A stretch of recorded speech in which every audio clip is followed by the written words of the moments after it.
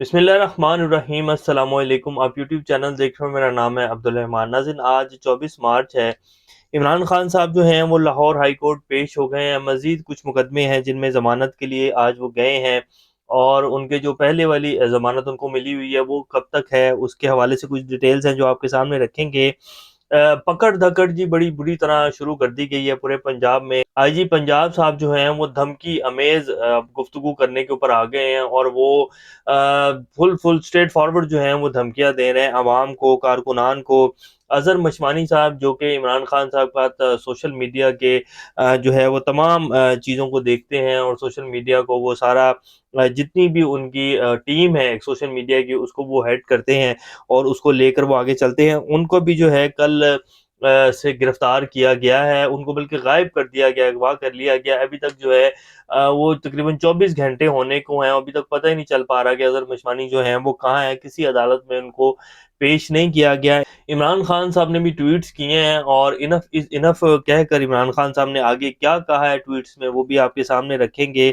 और इसके साथ साथ जी, इलेक्शन कमीशन ने सदर आरिफ अलवी साहब को खत लिखा है। सुप्रीम कोर्ट आज भी नहीं खुली है, और अब ये कहानी जो है मंडे तक चली गई है। अब सुप्रीम कोर्ट जो है वो क्या फैसला करेगी। इमरान खान साहब से आज जब लाहौर हाई कोर्ट में वकीला की तरफ से पूछा गया कि जी अगर सुप्रीम कोर्ट इसको जो है वो इस फैसले को खत्म नहीं करती, और इसको जो है वो बैक नहीं करती, इलेक्शन कमीशन ने जो फैसला लिया है, तो फिर आप क्या करेंगे। तो कहते हैं कि जी फिर आपके सामने है, फिर कानून की हुक्मरानी क्या है, आइन कहाँ खड़ा है, और देखते हैं सुप्रीम कोर्ट क्या फैसला करती है। तो बहरहाल आज भी सुप्रीम कोर्ट जो है वो ओपन नहीं हुई है। आईएमएफ ने पाकिस्तान के हवाले से एक नई जो पेशन गोई है वो की है, और हुकूमत जो है वो क्या कह रही थी, आईएमएफ ने दोबारा जो है इनके मुंह से पर्दा उतारा है, खास तौर पे इसहाक डार साहब के। वो भी आपके सामने रखेंगे। लेकिन इससे पहले अगर आप लोगों ने चैनल को सब्सक्राइब नहीं किया तो रेड बटन को प्रेस कर लें, और बेल आइकॉन को भी प्रेस कर लें, ताकि लेटेस्ट अपडेट्स आप लोगों को मिलती रहें। ये जो हमारा ताल्लुक है ऐसे ही जुड़ा रहे। सबसे पहले जी ये फ्रांस की वीडियो है, आपके स्क्रीन के ऊपर चला देते हैं। फ्रांस में हुकूमत के खिलाफ जो है वो मुजाहरे हो रहे हैं, और फ्रांस पाकिस्तान से बहुत छोटा मुल्क है, पाकिस्तान से आबादी भी इसकी बहुत ज़्यादा कम है। लेकिन वहाँ आज जो आवाम निकली हुई थी वो तकरीबन 35 लाख के करीब लोग जो हैं वो सड़कों के ऊपर थे। और उनकी जो पुलिस है, पहले उन्होंने थोड़ा सा उनके खिलाफ जो है वो जब उनको मारना शुरू किया, कुछ लाठीचार्ज किया, लेकिन जब देखा कि आवाम जो है वो बहुत बड़ी तादाद में आ गई है, बाहर सड़कों के ऊपर आ गई है, तो फ्रांस की जो पुलिस थी उन्होंने भी बाकायदा हथियार फेंक कर आवाम के साथ खड़ी होगी कि नहीं जी, आवाम जो है वो बिल्कुल ठीक कह रही है, आवाम राइट के ऊपर है, हम इनके ऊपर कोई लाठीचार्ज नहीं करेंगे, कोई ऐसा काम नहीं करेंगे। तो पुलिस भी फ्रांस की जो थी वो उनके एहतजाज में शामिल हो गई है, और ये जो है हुकूमत के खिलाफ मुजाहरे हो रहे हैं फ्रांस में। और पाकिस्तान की सूरत हाल अगर आप देखें तो पिछले 10 माह में जिस तरह पाकिस्तान में जो सूरत हाल बनी है, और जिस तरह जो है आंसू गैस की शेलिंग, माओ बहनों तक को जो है वो नहीं छोड़ा गया, कपड़े तक फाड़े गए, बच्चों के ऊपर आंसू गैस की शेलिंग की गई, ना कि सिर्फ पुलिस बल्कि पाकिस्तान की रेंजर्स जो हैं उनको भी इसमें मुलविस किया गया। और ये सारा हुकूमत का एक घिनौना प्रोपेगेंडा था, जिसमें इन्होंने अदारों को भी अपने साथ जो है वो ज़लील व रुस्वा किया, और अभी तक कर रहे हैं। और फिर आप देख लें कि पाकिस्तान जो है वो 22 से 25 करोड़ का मुल्क है। ये हमारी पाकिस्तानी अवाम के लिए भी एक बहुत बड़ा क्वेश्चन मार्क है जी। फ्रांस की अगर आप आबादी देखें तो पाकिस्तान की आबादी का एक हिस्सा भी नहीं बनती है, और वहाँ 35 लाख लोग जो हैं वो निकले हैं। इमरान खान साहब को 22 साल हो गए हैं स्ट्रगल करते हुए, पाकिस्तान को हो गए हैं 75 साल बने हुए, और आज हम कह रहे हैं कि जी हमें 75 साल बाद भी आज़ादी नहीं मिली है। और पिछले 10 माह में अगर आप देखें तो मैक्सिमम आवाम अगर सड़कों के ऊपर निकली होगी ज़्यादा से ज़्यादा, तो 5 लाख 10 लाख, इससे ज़्यादा बंदा आज तक सड़कों के ऊपर नहीं निकला है। 25 करोड़ का मुल्क है, अगर 10% आवाम भी सड़कों के ऊपर आ जाएगी तो ये जो हुकूमत है ये ऑटोमेटिकली घर चली जाएगी, और मुल्क इलेक्शन की तरफ चले जाएगा। इमरान खान साहब कहते हैं कि जी बस बहुत हो गया, इस्लामाबाद में पुलिस तरीके इंसाफ को हदफ बनाने के लिए पूरी ढिठाई से कानून की धज्जियां उड़ा रही है। अजहर मशमानी को लाहौर से उठा लिया गया है, अब तक मालूम नहीं है कहाँ है। 18 मार्च को सेनेटर शिबली फराज और उमर सुल्तान, जिनके पास अदालती कम्प्लेक्स में दाखिले की इजाज़त मौजूद थी, इस्लामाबाद पुलिस ने बदतरीन तशद्दुद का निशाना बनाया। पंजाब और इस्लामाबाद के आईजी इन मुजरमाना सरगर्मियों में मुलविस हैं। तमाम अफसरान की तस्वीर इंसानी हकूक़ की आलमी तंजीमों को भिजवा रहा हूँ, ताकि वो रियासत व सरकार के लिए काम करने वाले इन करदारों को पहचान सकें। जो तहरीक-ए-इंसाफ के ज़िम्मेदारान और निहत्थे कारकुनान के अगवा और इनकी रिहाइश गाँव पर छापों, दौरान हिरासत इनसे मारपीट करने और इन पर बेदरेग तशद्दुद आज़माने में मुलव्विस हैं, अज़हर मशवानी को फ़ौरन रिहा किया जाए। कल से जब से आईजी साहब ने ये ऑर्डर दिया और जब से उन्होंने जो है धमकी अमेज़ गुफ्तगू की है, आज सुबह से एक जो है ऑडियो भी चल रही है जी, जिसमें बाकायदा ये कहा जा रहा है कि हफ्ते वाले दिन इमरान खान साहब का जलसा है लाहौर में। तो जितने भी लाहौर के टर्मिनल्स हैं बसों के, उनके ऊपर जो है स्पेशल टीम्स बनाई जाएँ, कोई भी बस और वैगन जो है वो भरी हुई कारकुनान से जो है वो मीनार पाकिस्तान की तरफ नहीं जानी चाहिए। तमाम जितनी भी टीम्स बनाई गई हैं, वो अपनी जो छापे मार रही हैं कारकुनान और लोगों के घरों में, उसकी रफ्तार जो है वो तेज़ कर दें और ज़्यादा से ज़्यादा कारकुनान को गिरफ्तार किया जाए।